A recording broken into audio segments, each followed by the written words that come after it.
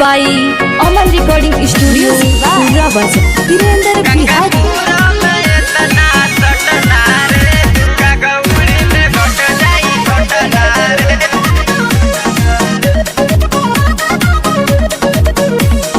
बहराइच में नाच के करौले बानी मार हो, लखीमपुर में मौचल भावे हाहाकार हो।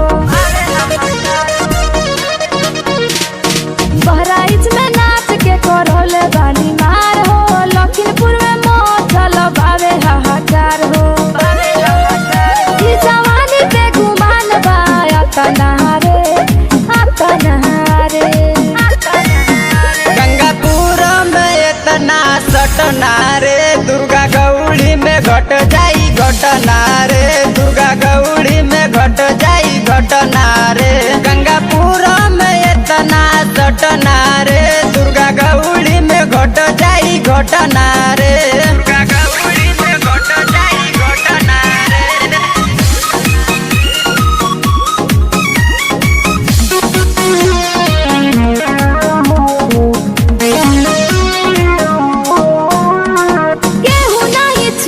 जवानी के हमारा दिहे हथवा लगाई लहंगा में तोहरा, लहंगा में तोहरा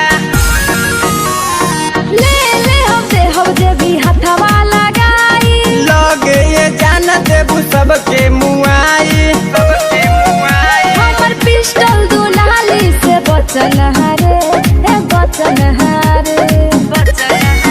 गंगापुर में इतना सटना रे, दुर्गा गौड़ी में घट जाई घटना रे, दुर्गा गौड़ी में घट जाई घटना रे।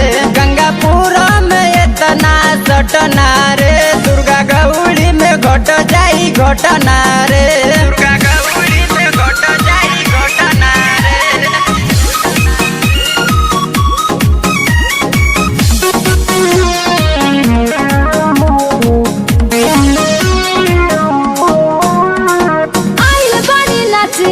करी जनी माना शोभा बढ़ौले बानी साबिर समियाना, साबिर समियाना।